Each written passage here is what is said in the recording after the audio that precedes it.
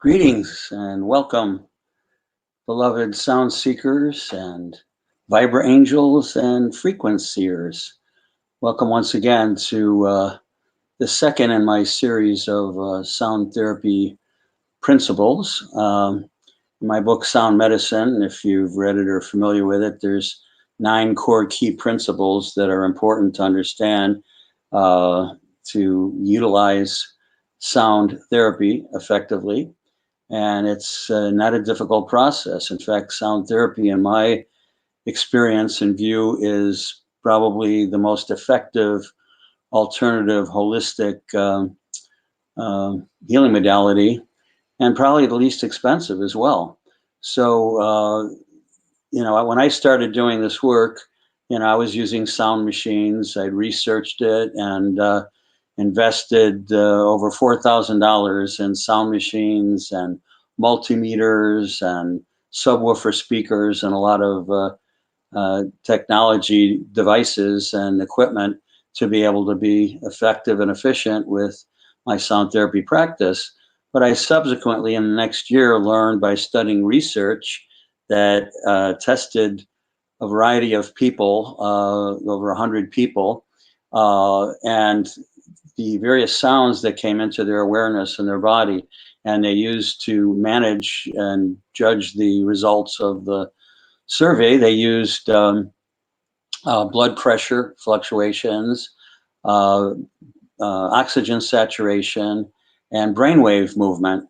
And so, through these 3 criteria, they analyzed every conceivable kind of sound that a person could experience and listen to or feel or be in the midst of. And they used everything from nature sounds to industrial sounds to musical instruments to synthesizers to tone generators and sound machines and every conceivable kind of sound, from the subtle to the overt. And at the end of this study, they were somewhat surprised by the results of the study, that the sound machine that they were involved in manufacturing and distributing, although it was researched to be the most effective of the sound machines on the market, surpassing the Tesla coils and the Royal Rife generator that some of you might be familiar with. It was the most effective sound machine, but it couldn't hold a candle to the most effective sound healing instrument on the planet. And that was research number 1, and nothing even came close, was the human voice. The multiples and harmonics and overtones that occur within the human voice. When speaking, singing, toning, there are always these harmonics and overtones within the human voice. And this is an important principle and research statistic that's important to look into if you want to be serious about pursuing sound therapy and sound healing. Like I said in my last video, it's kind of good news and bad news. The good news is, unlike when I started my practice 28 years ago with the first sound therapy center in Southern California to offer products and services, it was a real uphill climb and a challenge for a couple of years because people would kind of laugh at it. They didn't understand it. Even nowadays, some people laugh at it and don't understand it. But nowadays, the good news is sort of that there's been a growing interest the last several years, in the last decade, particularly in sound therapy and vibrational healing, and people are understanding the simple physics involved in it and how powerful it is, and that it works. But what I want to point out, as a certified sound therapist for 28 years, is not only the title of this presentation, The Ultimate Healing Instrument is the Human Voice, but also a little bit about my background and what I've healed with this ultimate healing instrument and with these practices, and many of the people around the world that I've worked with in my travels in every major city in the United States and Europe, England, Italy, Bulgaria, Asia, Japan, China, Taiwan, Hong Kong, Shanghai. So I've traveled fairly extensively, and people generally have the same needs, and they might have different environmental circumstances and, government controls, societal influences, all sorts of things. But the bottom line is we have the same, physical, emotional, and psychological needs. And this is a universal approach and a universal modality of holistic healing. So I would encourage you to explore this. I published my book, Sound Medicine, a few years back because I had all my material on CDs, previously being a singer, songwriter, performer, producer, and recording artist. I've had some background, so it was natural to me to put this information on CDs and recordings and downloads and, and albums. There's 12 of them. In fact, I've got 4 sound healing music CDs that can help you. Then there's 4 instructional CDs or downloads, The Secrets to Healing with Sound and Toning. And then there's 4 therapeutic downloads or CDs, recordings for chronic illnesses and imbalances. And we usually use those specifically after a diagnostic sound analysis, which I always recommend is the first thing you should do if you're entering the sound healing arena. Because the other part of the bad news, the good news is people are starting to understand that everything is energy. And so they're more open to sound and energy work. But some of the folks don't connect the dots that vibration, frequency, sound, pulsation, all these things, along with energy, are different facets of the same diamond. So they're really the same thing. They're just from different perspectives. For instance, if you measure the pulsations or vibrations of sound to see how frequent it is, that tells us the frequency. It's really simple. In hertz or CPS, cycles per second, or Hz, hertz, are basically the same thing. And that's how we measure the sound. And even in music, we can determine the specific notes in music by the number of cycles per second that it vibrates. The note of C vibrates in one particular octave at 256 cycles per second. And then above that at, 512 cycles per second. And then another octave higher, 1024 cycles per second. And you can keep going up and down by doubling the cycles per second to understand which octave, but it's all the same note. And then you can do that with other notes from, C sharp or D or G or whatever note you're using. But this isn't music therapy, it's sound therapy, but we have to call these frequencies something. So rather than call them ABC or XYZ, or call them Carol, Barbara, and John and Harold, we have a pre-existing music system that interprets the cycles per second in musical notes. It's like a perfect mathematical formula. So even though I'm not really teaching music, a professionally trained musician, I am a professionally trained singer, of course, from my years of singing in Chicago and Los Angeles in the past. But this is sound therapy, not music therapy. And sound therapy has its benefit. Music therapy has its benefits, but it's not as comprehensive and is involved in as deep and specific as sound therapy is. So you can deal with anything sound therapy on the physical level, emotional level, psychological level, and on the spiritual and metaphysical levels. That's one of the many reasons I love this work, and I'm so passionate about it and deeply grateful to be able to be of service to people through this important work for the last 28 years. So anyway, so I wanted to present this topic. We're going to try and do this video every Saturday. It's Saturday night right now at around 8 o'clock or so Pacific time. But I'm going to be doing these, the next third installment of Sound Therapy Principles and Practices next Saturday. And I might even do some short videos before that to remind people, let them know that this is an ongoing series. I was doing a webinar on the second Tuesdays of the month, and the response started to dwindle because there was difficulty with the service I was using.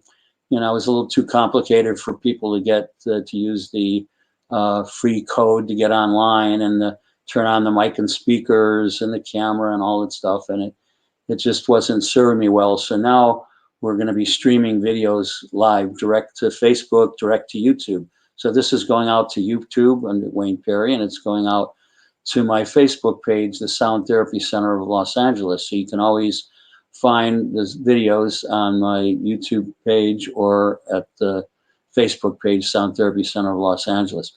And I post them on other Facebook pages too. I have 4 pages and I'm a member of, gosh, over 500 groups. So I post it when I can, or sometimes one of my students posts some of my videos and talks and information. But anyway, just keep an eye out for it. So this section on the ultimate healing instrument, the human voice, it gets getting back to that research, you know, the research that they monitored with over 100 people using, like I said, blood pressure, oxygen saturation and brainwave movements to find out the most profoundly effective sounds were showed that the the ultimate healing instrument is the human voice. There wasn't anything that even came close to the human voice. So I'm not, criticizing musicians or instruments or anything like that. Play with what you have, experiment with it, explore it, but don't be afraid to feel insecure about using the voice. There's a lot of fear around the 5th chakra and the human voice, but it is the ultimate healing instrument. And so you eliminate the middleman. You don't need an instrument. You don't need tuning forks or crystal bowls or bells or gongs or didgeridoos or anything, when the most powerful instrument is sitting right under your nose, literally. So, I encourage you to explore it. It's not that difficult. We're not talking about singing, being a classical singer or opera or anything like that. It's just using toning. And as we've talked in previous videos, toning is just using the human voice to move energy, using primarily vowel sounds, but not limited to vowel sounds. So we're toning every day. We don't necessarily call it toning when we moan or groan or sigh like that, or we raise our voice when we get kind of emotional. And then there's the biggies that we do, like laughing and crying. Those are 2 of the most effective ways of using the voice. And we always feel better. Don't you always feel better after you have a good laugh or a good cry? I mean, sometimes a good cry is, depending on the stimulus, it could be a joyful cry or it could be a sad cry. But even if it's a sad cry, like something sad or depressing or the loss of a loved one or something like that, even though it's not pleasant to cry or it might be somewhat painful, you feel better afterwards. I know I do after a good cry. And I think we all know a good laugh can have its healing benefits and feels great. So we don't call these things toning, but it fits, my definition of toning, which is using the voice to move energy, using primarily vowel sounds, but not limiting ourselves to vowel sounds. And that way we can move energy. And it's amazing what can be done with the human voice, the ultimate healing instrument. I mean, I one of the reasons I got into sound therapy is I had chronic kidney stones for 7 years, every year like clockwork. I think I talked about this in a previous video. And when I got trained in sound therapy and invested in these sound machines, and I had my attack, I was waiting for so I could get rid of it and heal it with my sound machine. And guess what? No benefit, I didn't get any relief from the pain. So I was really frustrated and just sat on my bed meditating and doing some kind of yogic breathing exercises. That's all I knew to do at the time to help the pain. But now sound therapy and vocal toning is a great way to reduce pain, as well as many, many other things that we'll talk about a few of them here, and then continue next week with many of the other benefits of sound therapy. But so I found that by almost accidentally making these sounds came through in my meditation, literally just channeling through me. I didn't even consciously try to make these sounds. I was just meditating, and these sounds started coming through. And they weren't any sounds like anything I made as a jazz singer in Chicago, or a rock singer or soul singer in California. It was kind of unusual, but I just went with it. And then I learned later, that when I studied, what toning was and read some books on sound. And, keep in mind, this is almost 30 years ago when I had this experience. And then learned about toning and harmonics and the overtone series and all this good stuff that I was able to implement into my practice, and eventually put my sound machine in storage. I still have the subwoofer speakers I use to listen to my music, or my therapeutic tones that I have on CD and in downloads, but I haven't used the sound machine in 26 years or something like that. Number one, because it's not as effective as the human voice. And number two, they can be dangerous. And you can't hurt anybody with the human voice.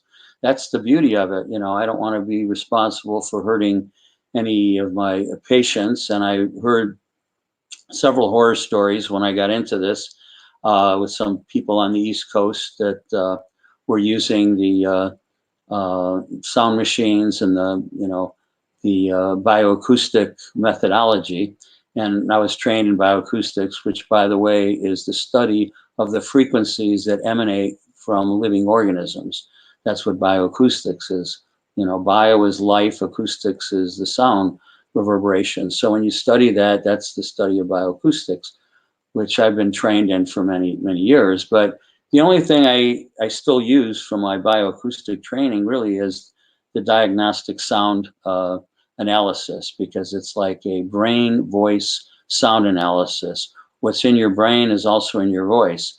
And if it's missing or dormant in your brain, it'll be missing or dormant in the voice. So it's a very accurate and useful tool to determine where people are strong and where people are weak vibrationally and sonically in terms of sound. So we can use this. It's usually the first thing I recommend with a client or student or patient, is to do the diagnostic sound analysis. Then it identifies and lays out your personal signature frequency, so we know exactly where to go in the three categories of sound. The first being sounds that are okay and healthy in your brainwave pattern. The second is sounds that are deficient, weak, or not coming through your brain, that are dormant and need to be stimulated with brainwave entrainment, which I talked about in the last video. The whole video, if you haven't seen it, it's a very informative and useful video, and you can access it on Facebook at the Sound Therapy Center of Los Angeles, or my Wayne Perry timeline. If you haven't watched that video, I highly recommend it. It's got a lot of useful information, particularly on brainwave entrainment, which is one of the most important principles in healing and in sound therapy. So that we use brainwave entrainment to strengthen and repair the weak frequencies that are dormant. That's the second category. The first is the good frequencies. The second is the weak or missing frequencies that we need to strengthen and build up with sound therapy. And then the third thing I'm looking for is the excess frequencies. And that happens because the body is really a self-healing mechanism. Our bodies have tremendous healing power, as if you haven't recognized it already, and you can heal a lot of things. And I talked in a previous video on, if you think you had some healing from relaxing sounds or a sound bath or somebody that's playing nice, pretty sounds, you should give yourself the credit, not the sound bath or sound healer, because those aren't really healing sounds. Those are relaxing sounds. And if you had a healing, it's just that your body is a self-healing mechanism, and it was at the right place at the right time, the right conditions, and then you had a healing. But it wasn't anything external. It wasn't the external sound. When you work with real sound therapy on the physical to the metaphysical level, we're actually working within the body. We're actually entraining brainwave patterns. We're entraining things with the entrainment process, and then you're using your voice to do toning. And once you learn the toning and do a sound analysis, then you can learn from one of the videos I did on vocal overtoning and harmonics, when you learn to do vocal harmonics and overtoning, that's the most powerful practice you can do for creating healing and regenerative sound with the human voice. And I'll be doing another video on that. Some of the upcoming videos I'll be doing in this weekly series is chakra toning and balancing, and the vocal overtoning and harmonics healing, which is most people's favorite part of my weekend intensive training workshop with certification, which we just did last weekend. It was wonderful. People came from 4 different states in the United States to Southern California to do this workshop. And I should mention here that the next one will be May 30th and 31st of this year.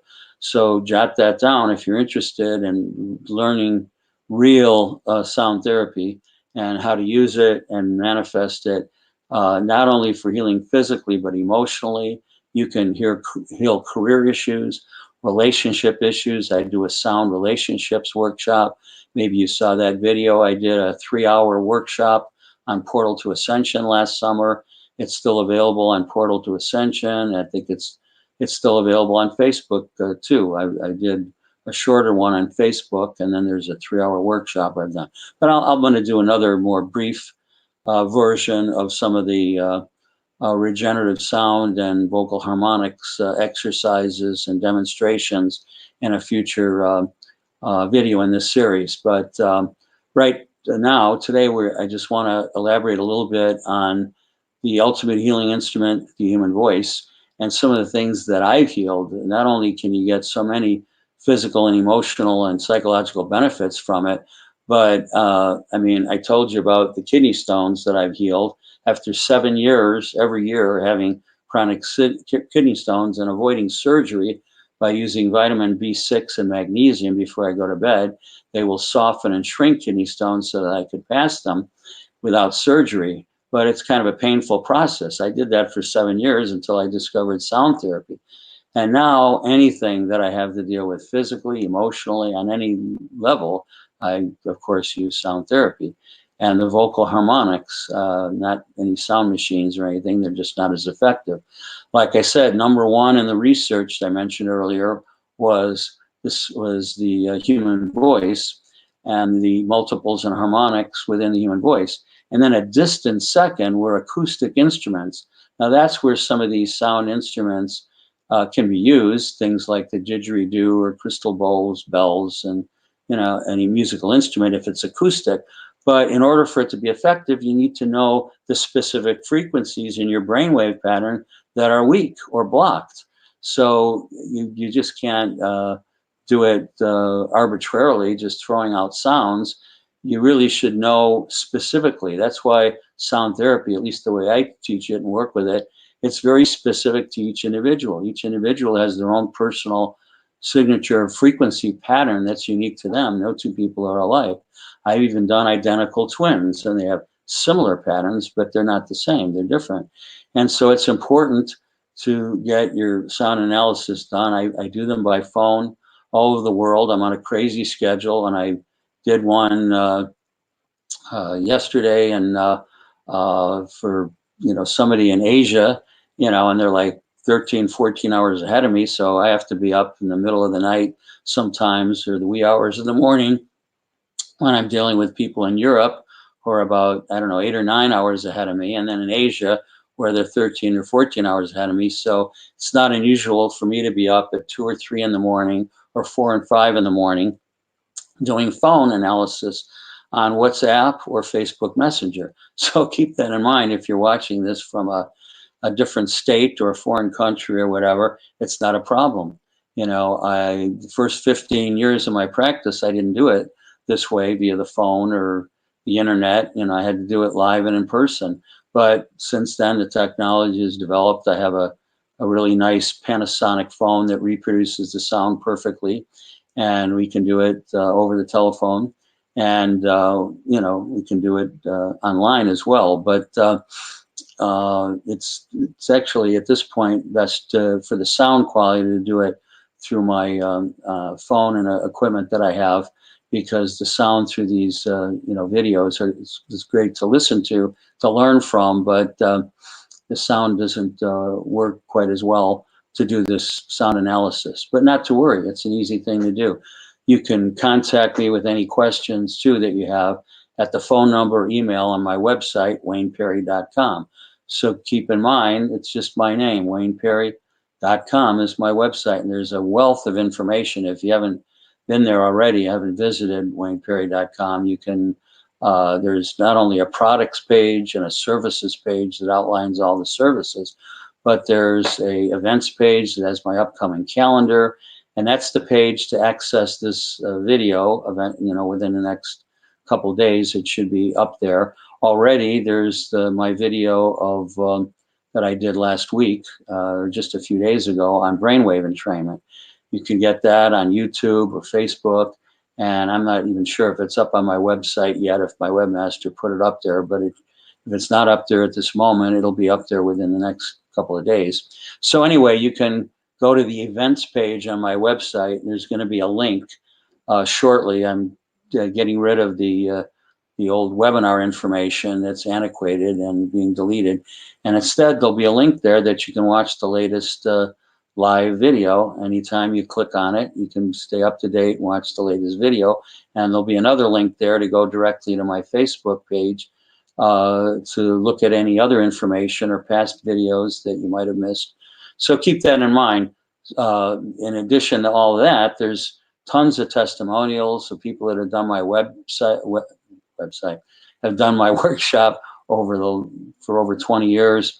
There's lots of testimonials. There's articles and the blog page, not only articles that I've written, but articles that other people have written about me or interviewed me.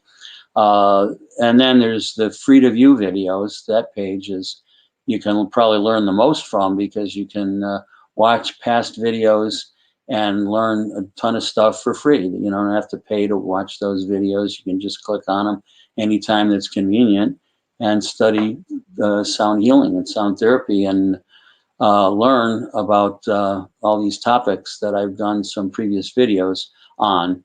And they range anywhere from 40 minutes to an hour and a half, depending on your time frame. This series of videos, I'm going to be doing some shorter versions. In fact, they're probably going to get shorter as we go along. And I learned to edit myself, because I know we're all busy people and you may not have time to sit and watch an hour video. So we'll see how this one goes. I'm going to keep it under an hour, and some of the future ones might only be 20 or 30 minutes, because I realize you're on a busy schedule, and I want to try to streamline things and keep the information simple, and do more shorter videos instead of less frequent, longer videos. I think that might work better for you all in general, to have more information in shorter formats. So that's what I'm going to endeavor to do. And I get some technical support. I'm not much of a tech person, so I'm looking for some people to help me with some of the plans I have and some of the things that I'm looking to do, which is going to include some online workshops, because the next in-person LA workshop, as I mentioned earlier, is May 30th and 31st. For those of you in the area that can come, or those that come from out of state that are aware of how powerful this stuff can be, and that you'll also get a certificate in sound healing when you complete the 2-day intensive.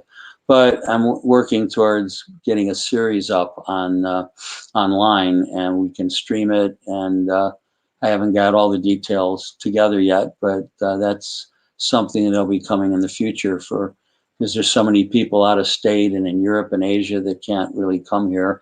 And I'm working on figuring out a way to get this important information out to everybody. So stay tuned for that. Anyway, getting back to this topic of the ultimate healing, the human voice. As I said, not only was it researched as the ultimate healing instrument, but you have to also keep in mind that the human voice is the only instrument that is alive. The human voice is a living instrument. You can't get life out of a saxophone, a piano, a guitar, a drum, any other instruments, which is not to put down any of those instruments. They're lovely, beautiful instruments to play. But when we're talking about sound healing, if you were to use one of those instruments, first of all, you have to realize it's only going to be about 1/4 to 1/3 as effective as the human voice, Secondly, in order to be effective at all, you have to know your personal frequency pattern from a sound analysis in order to apply those, musical note frequencies to the proper place at the proper time in the proper way for the proper length of time. And this is something, I give people how many minutes, depending on how out of balance you are in your sound analysis. I tell you exactly how many minutes to listen. I talked about the similarities with food in a previous video, how, we have to eat healthy food and we have to eliminate that food healthy or we die. We can't do one without the other. You can't eat and not eliminate. You can't eliminate without eating. They both work in tandem, and it's the same thing with sound. You have to know how to listen to sound, and particularly the harmonics of sound for the proper brainwave entrainment to feed the body with the proper sound. So that's the sound that comes in, or the food that comes in. And then your vocal toning with the ultimate healing instrument, the human voice, is how you release the blockages and create and open the space for this healing energy to come in. So it, just like food, sound works the same way. What goes in the body, the sound that comes in is very important, and the sound that goes out and that you tone is vitally important. So you'll learn both of those, not only in a sound analysis, but in these series of videos that I'm doing for you, so that you can glean the key points and do this for yourself. My work's about self-empowerment, teaching you how to do this. I never had any desire to be a healer or have some healer shingle on my door and have a bunch of sick people coming to me. That wasn't how I got into sound healing. I got in kind of through the back door. I was doing a radio show on KCLA in Los Angeles for a few years. And then the founder of Bioacoustics was one of my guests and invited me to the first training in Southern California with 17 people. I was one of those people that was trained, and it was so mind-blowing and so much to wrap my mind around with. I went to Phoenix and did it a second time, in order to see, could this possibly be true? And, I got, certified, and also just started a practice back then in 1992. And I've been doing it ever since because it's changed my life dramatically.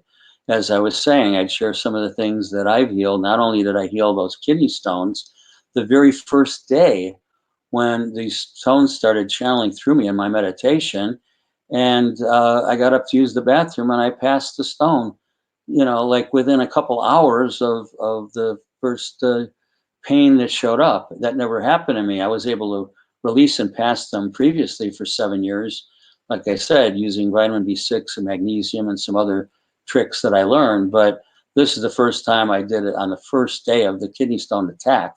And so I went to work to go deeper in healing my kidneys so that I get to the root of the problem. So the next year I wouldn't create another stone.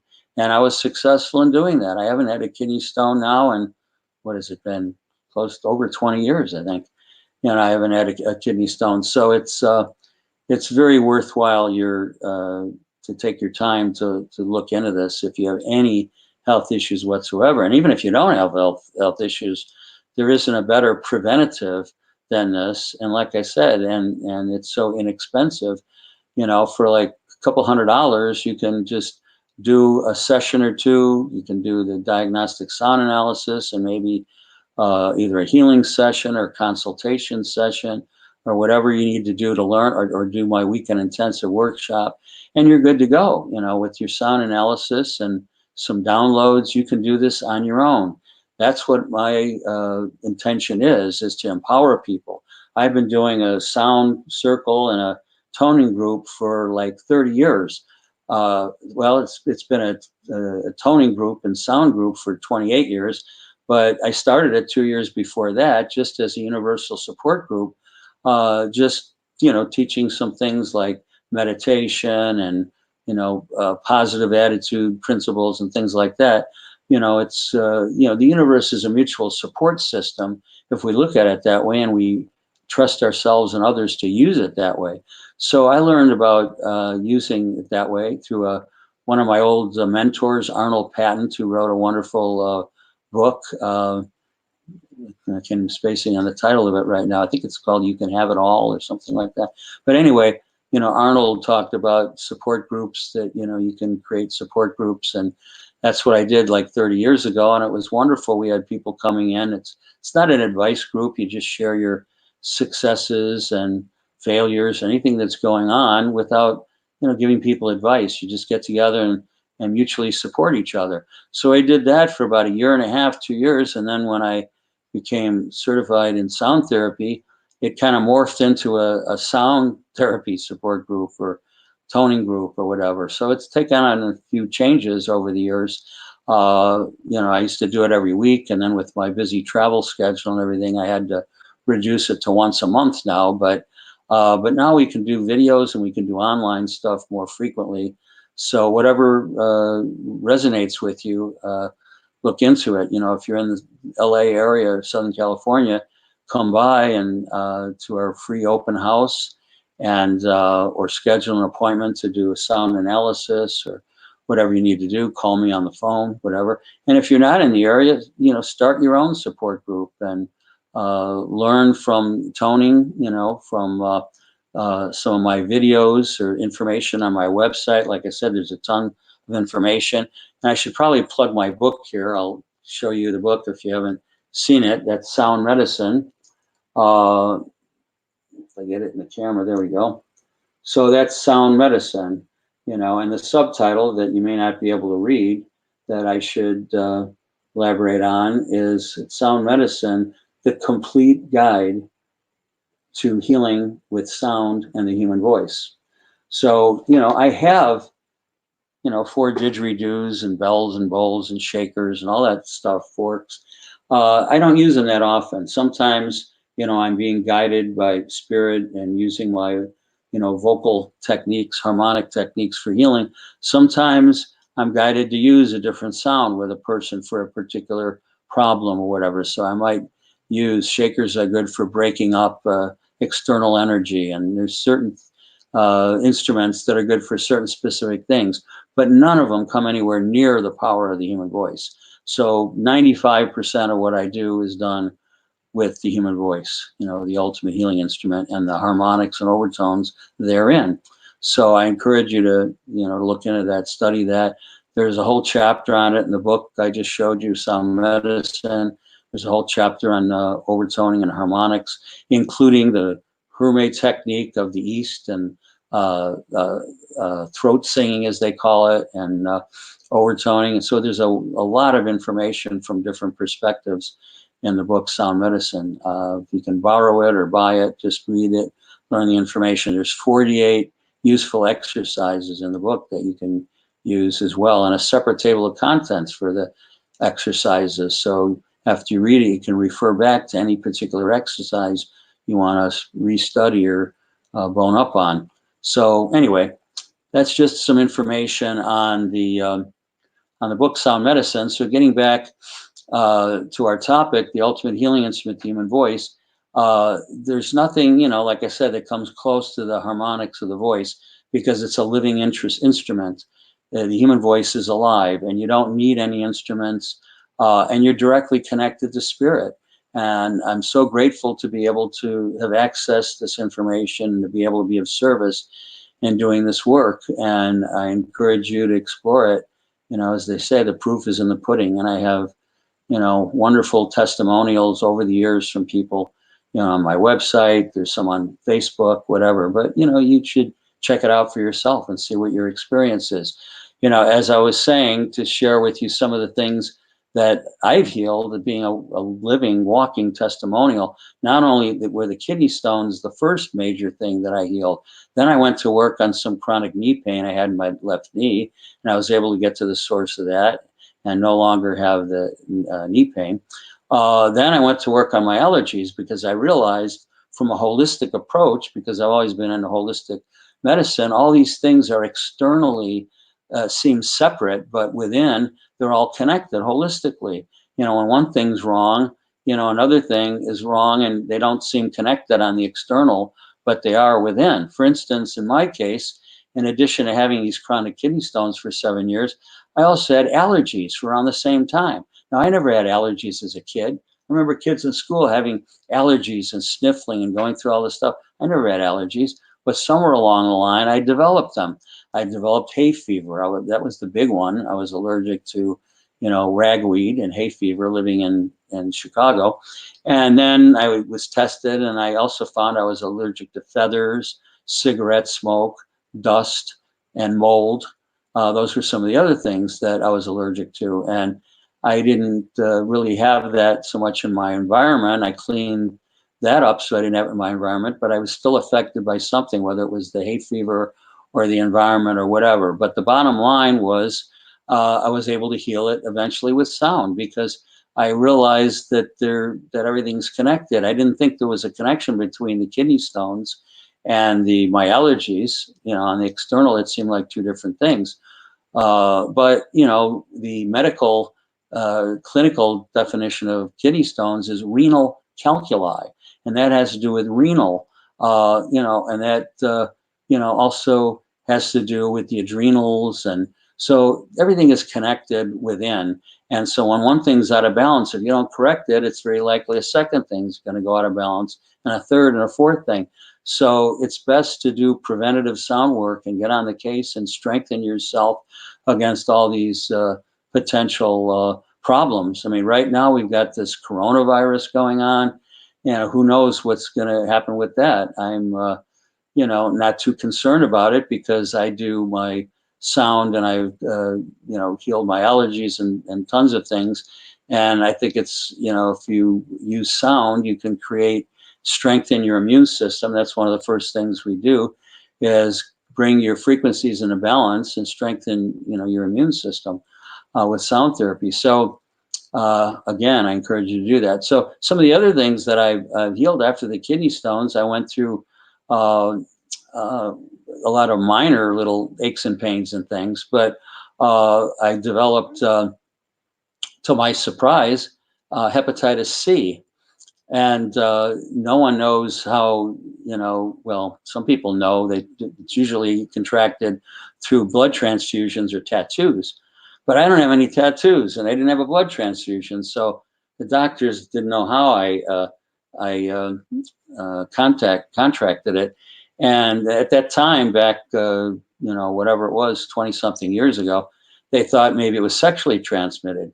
But my ex-wife at the time, she didn't have any hepatitis C, and then they've since proved that it's not sexually transmitted anyway.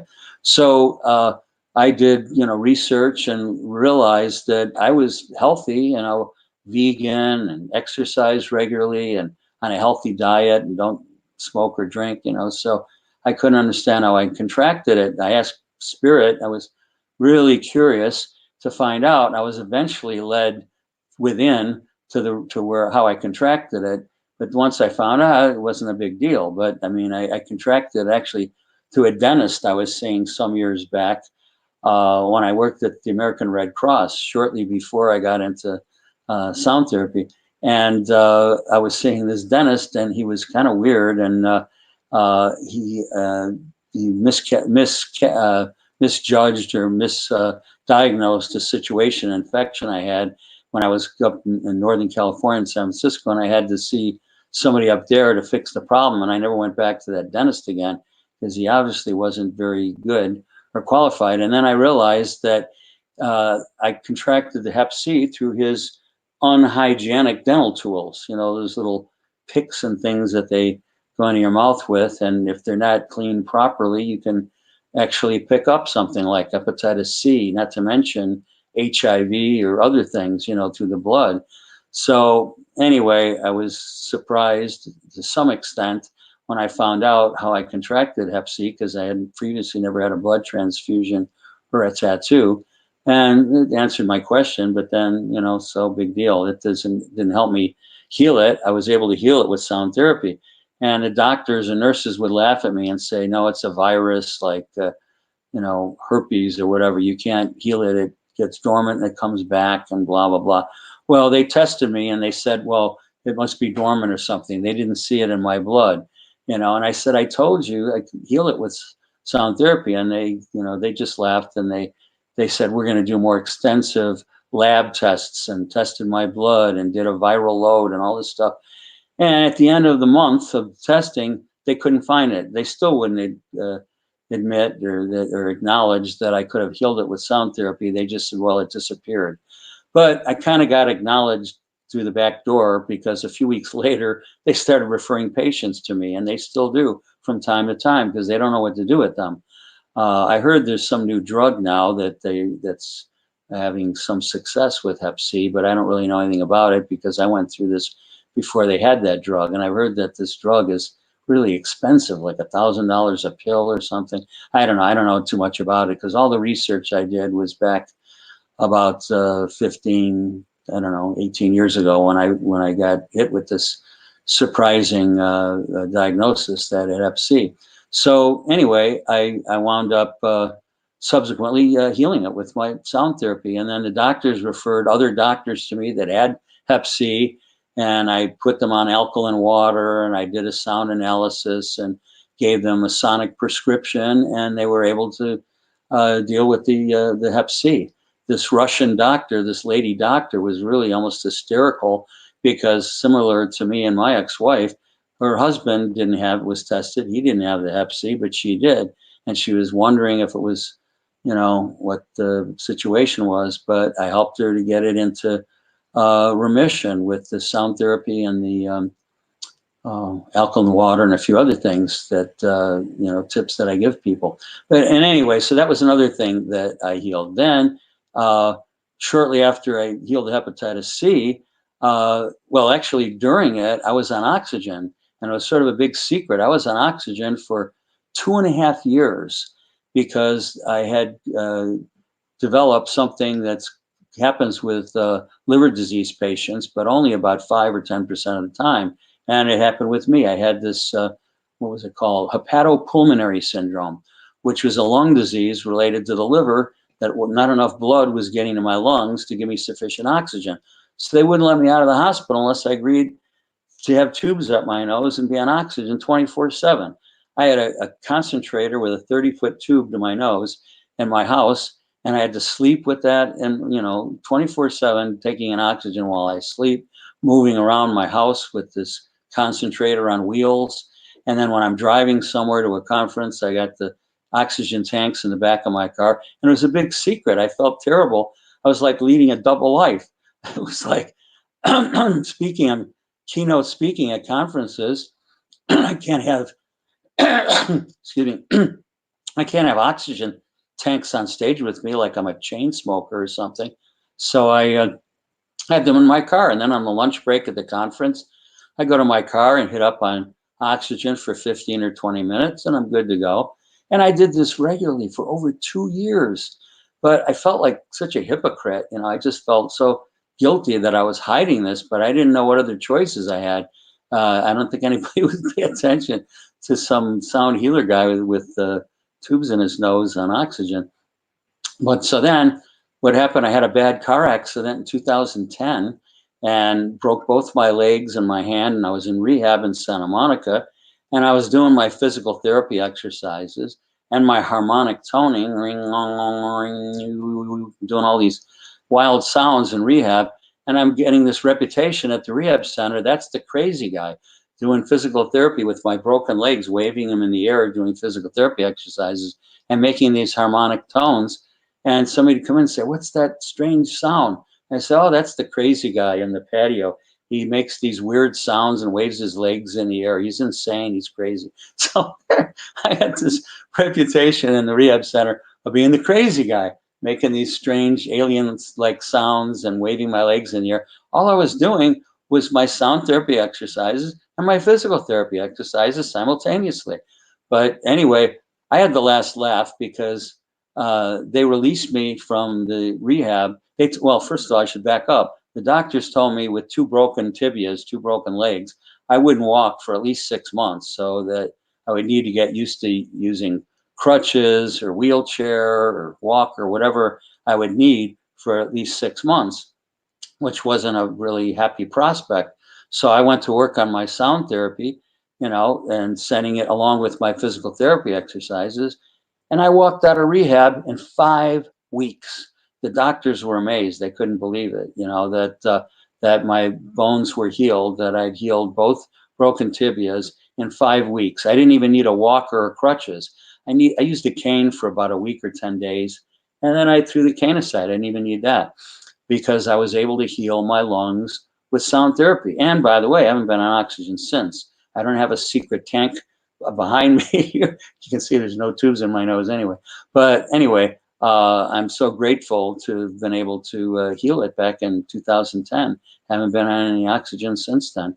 That's a good 10 years. So the other thing that I had healed at the same time, actually, while I was in rehab, I had, I guess you could call it healer's disease, in the sense that I was always taking care of everybody else and kind of neglecting myself. And I always said I'd never do that. I always take care of myself. But, you know, when people need you and I'm giving all my time to all these people and being of service to them, yeah, I did get lax in taking care of myself. And that's, I'll never do that again. But that was the problem. And I developed these, these problems. But the oxygen that I was in rehab maybe just a few days, but I was able to concentrate on myself instead of running around taking care of everybody else. I was focusing in rehab. I had nothing to do except work on myself. So within 2 or 3 days, I felt that I'd healed my lungs by putting all my energy and my sound therapy into my lungs, which I should have been doing previously anyway. But I don't know if the timing was right or why it happened then exactly, but I put a lot of concentrated effort into it. And after a couple of days, just a couple of days in rehab, before I healed my broken bones and everything, I felt good without the oxygen in with tubes in my nose. So I took the tubes out of my nose. Well, then, an hour later, the nurse comes by and says, "Oh, Mr. Perry, you got to put your oxygen in, and you could have serious problems. You get enough oxygen to your brain, you could die." And I said, I don't think I need it anymore. And she said, "I'm going to have to call the doctor if you won't do it." I said, "Well, call the doctor. It's fine." So she brings the doctor in. They test my oxygen saturation. It had gone up from 78%, which is very unhealthy, to 98%. It was at 98%. They couldn't believe it. They were surprised, that it was at 98%. So the doctor said, "We'll keep testing him for 48 hours and see if it goes down, if it fluctuates." Well, at the end of 48 hours, even 72 hours, it never went below 98%. And so they were perplexed, but I wasn't. I knew that I'd healed, my lungs. And again, I haven't been on that little series of being in rehab for a couple of weeks. I not only healed my broken bones, which was major, but I healed my lungs from this hepatopulmonary syndrome that I had for over 2 years. I was on oxygen, and here within a couple of days, bam, I healed it. So anyway, those are some of the things that I've healed. I'm, like I said, kind of a walking miracle, and I'm immensely grateful for it. So I talked to you about the kidney stones, the broken bones, the healing my lungs.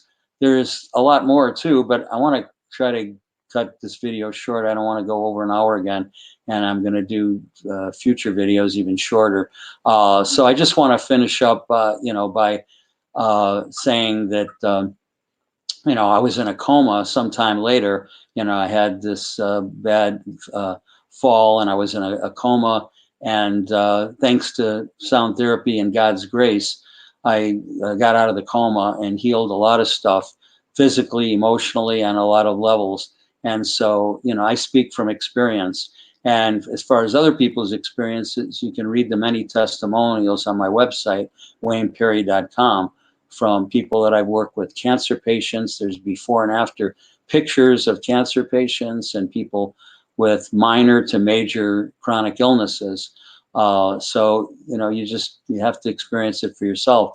Most people tend to wait until they have a serious problem before they do any preventative work or exercises, which, I would discourage that way of thinking, and just learn some simple exercises. It's not that difficult or complicated. So anyway, the ultimate healing instrument, the human voice. Use it or lose it, as they say.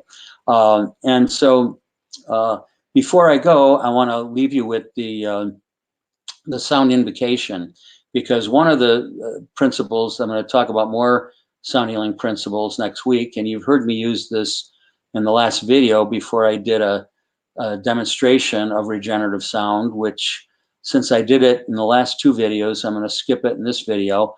But if you want to hear it, I respond to feedback. I will give you whatever you want, whatever you need. So if you want me to do another demonstration of harmonics and regenerative sound, I'll do it in the video next Saturday. And I'm happy to do that. But I want to keep this one short and just kind of close with the sound invocation that you may have heard me do. I usually do it before I do any kind of healing work or harmonics. Sometimes I do it silently within myself. I mean, I do it many times a day. I do it before I meditate. I do it before I eat. I do it before I go to bed. I do it when I get up. I mean, I'm always living in gratitude to Spirit, and that's one of the important factors of using a prayer invocation. This is one of the important sound therapy principles that I want to, close with in this presentation. And it's in my book, Sound Medicine, but for those of you that don't have the book, I don't want to force anybody to buy the book. I'm going to give you this sound invocation for free. And if you like it, you can use it. Or you can write your own. There's nothing that says you have to use mine. But I like it. I've researched it, and a lot of people seem to love it. And it's in the book, and you can use it, or you can edit it, or you can write your own. There's just a few important parts in there that if you do create your own invocation or prayer, it's important to ask for protection, ask Spirit for protection. And then you don't have to worry about things within. Because just like there's sound, light, and love within in meditation, when you access Spirit and do a prayer or an invocation, there's also dark stuff inside. And a lot of people are afraid of that. But if you have an invocation like this, a spiritual invocation, you don't have to worry about anything. Then the ball is in God's court, so to speak. And Spirit will protect you. You don't have to worry about that stuff as long as you're faithful and you're a moral, honest person, and you're doing, what is right. And you just put that into your somewhere into your prayer or invocation if you choose to write your own. Mine includes everything you need. If you want to just take the easy way, shortcut, use mine. You're welcome to do that. But some people like to, do stuff for themselves or create stuff for themselves, and that's fine. Create your own invocation, but use the most empowering words in your invocation, and somewhere in there, ask for protection, because that's all you have to do is just include something to ask for protection from Spirit, God, and it's there. And then you don't have to worry about anything inside, the dark stuff inside. As long as you ask for protection, it's there. The onus is on Spirit, so to speak. Okay, so this is the sound invocation, and it starts with, even before I get into the invocation, I say, I invoke and evoke. And the reason I say that is because not only is it an invocation, but as sounders with a human voice that we're using for healing, we're evoking it as well as invoking it. So I found it to be very useful and helpful the more specific we are. So be very specific in your intentions and in your, and in this case, in your invocation. So I start off with, I invoke and evoke the divine loving Spirit, infinite loving Spirit. Now, you can frame that different ways. I usually say something like, I invoke the infinite Spirit within, Father, Mother, God, divine love and divine wisdom, something like that. It's a little lengthy. You don't have to make it that long. I try to kind of cover all the bases. Some people, years ago, we used to use Christ light, and then there were some people that were Jewish or Arabic or from some other faith, and they don't like the word Christ. It just means light. There's nothing to react to, but some people associate it directly to Christianity. And this is open and universal, so I decided to change it from Christ light to just the sacred Spirit within, the infinite Spirit within, Father, Mother, God. You can use any of those terms that you like, you're comfortable with. And so maybe I'll say the whole invocation first, and then I'll just go back and point out the few things that I want to emphasize. So it goes like this. I invoke and evoke the divine loving consciousness of the infinite Spirit within, Father, Mother, God, infinite intelligence, and divine love, as a clear and open channel with sound, light, and love as my guides, I ask that the sound of light now uplift us. May the light of sound guide and direct us. May the light and love of sound embrace and protect us. And may the sacred sound of my soul now resonate through me for the healing and harmony of all. So that's the sound invocation. If you like it, use it. It's my gift to you. So just reviewing it quickly before we close here, just to emphasize the certain points so you understand the specificity of it in each line. Or if you decide to write your own, you can have some good guidelines to create it with. So I already explained the first section. You want to be specific about what you're invoking. You're not invoking the grocer on the corner or a friend. You're invoking God, sacred spirit, infinite, divine love, whatever, however you want to frame it. I put it in terms of the infinite consciousness, Father, Mother, God, infinite wisdom and divine love.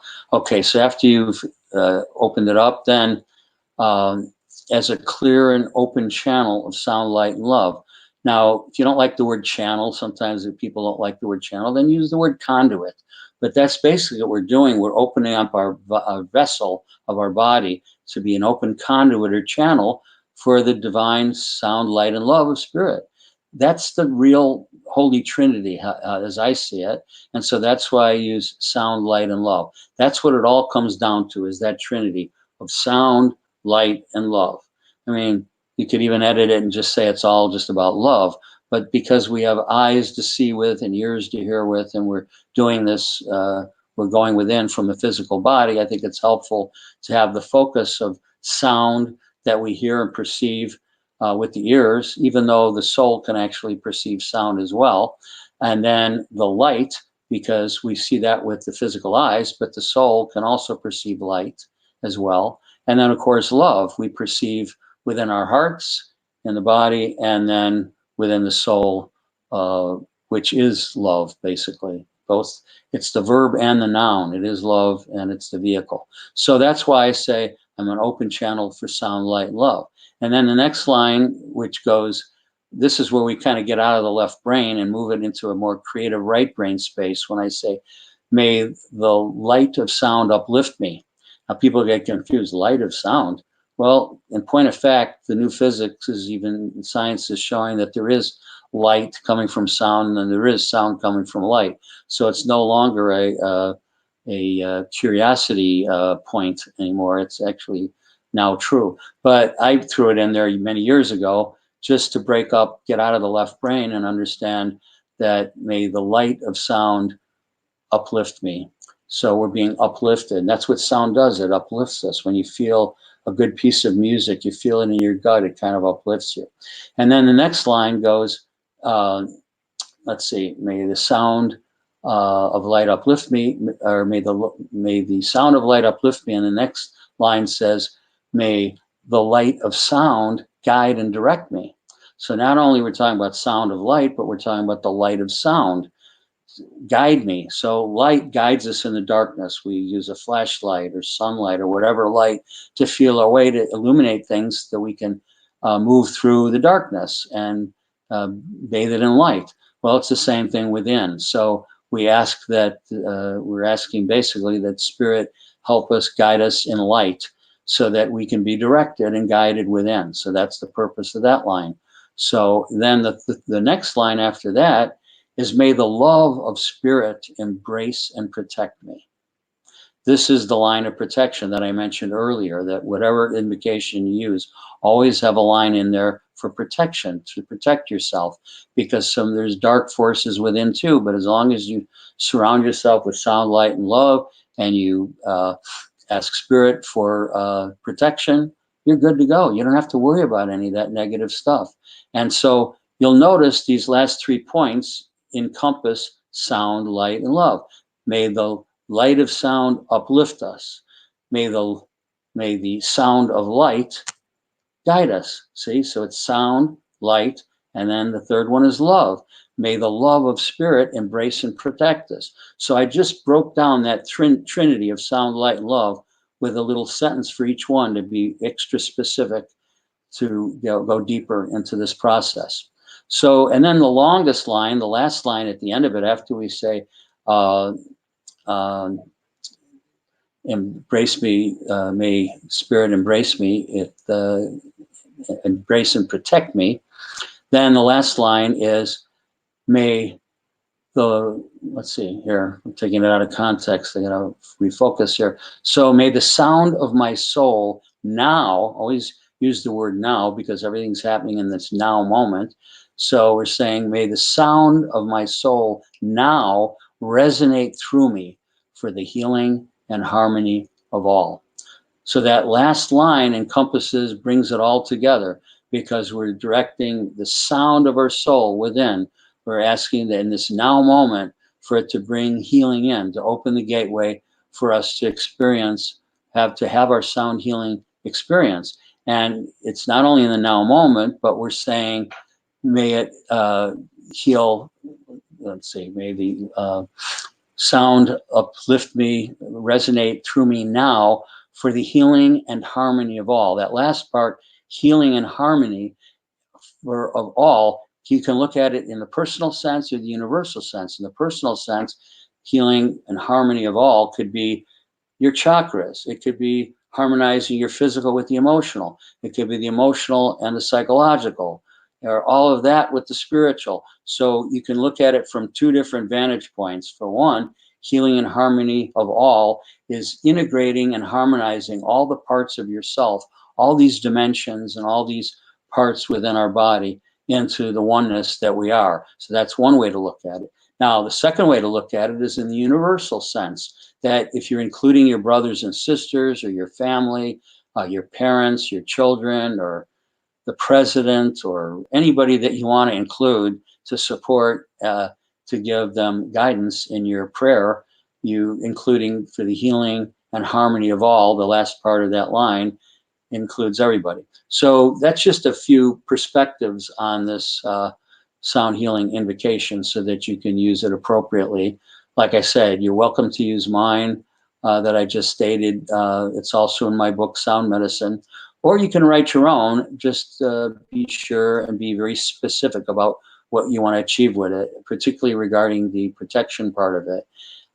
So sorry, it looks like I just went over an hour again, and I'm going to shorten and edit myself in future videos.